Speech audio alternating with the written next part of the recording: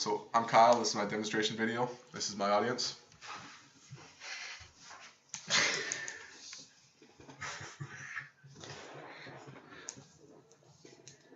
So tilt the camera down. That's good. So my video, my speech is on how to make a paracord bracelet, and you're about to see how to make one in a second. But first, I'm going to tell you about why paracord bracelets, why they're cool. So paracord is multi-purpose. You can use it to lash things together. Can make a nice rope if you need it. And then you can also use it in a survival situation, to make like snares, make fishing nets and fishing line and things like that. All the facts there came from OperationGratitude.com. And then paracord can also be kind of fashionable because it comes in lots of different colors, and you can buy them at like Army Navy stores, craft stores, outdoor stores. And the last thing about paracord is it's easy to make a paracord bracelet, as you're about to see.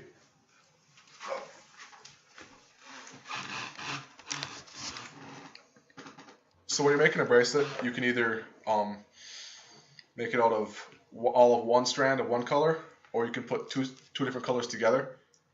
And hold up. So to make two strands into one, you can take a lighter and you can burn the ends of two together, and you go until they start to melt, and you just kind of put them together. And then a fact I learned from Parabible.com is you can take a pliers and clamp them together to make it a little stronger, rather than like taking your fingers or the lighter or something like that, possibly burning yourself.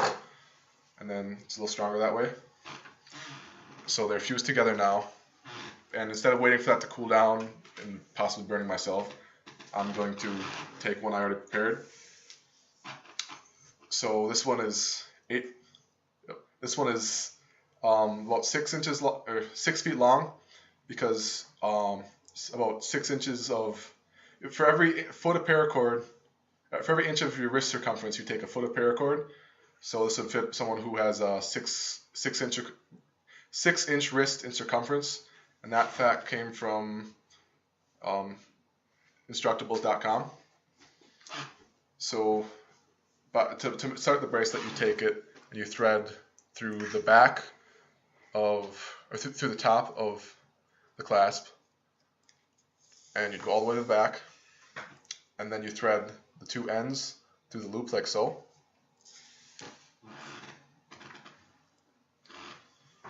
And that end is finished, and then you unclasp this end, and you attach it by putting it through the bottom of this one, unlike the other end.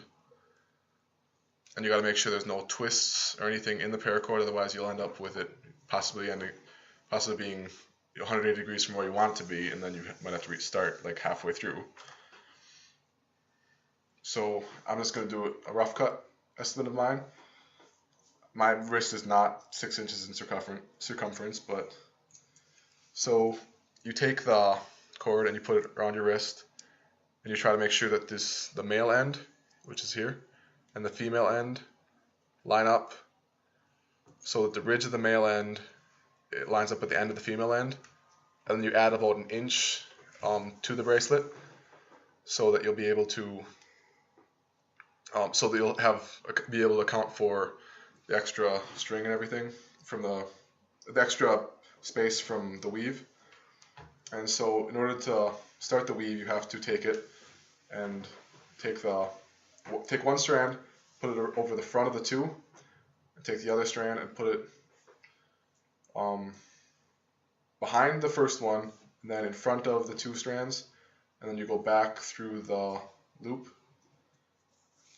and then you take the other strand and do the same thing. Oh, wait, that's not working. Oh, well, actually it is. Thought I was getting ahead of myself, but it looks like this. And then you take, this is the cobra weave part now, why it's this specific bracelet. You take one strand and you put it in front of the two strands, and you take the other strand and put it behind, or in front of the strand you just overlapped, and then behind the 2 strands, and then back through the loop again.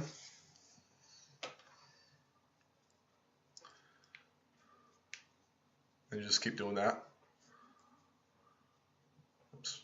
But you have to alternate sides, otherwise you'll end up with a different color. And you just keep doing that until you get to the end of the bracelet.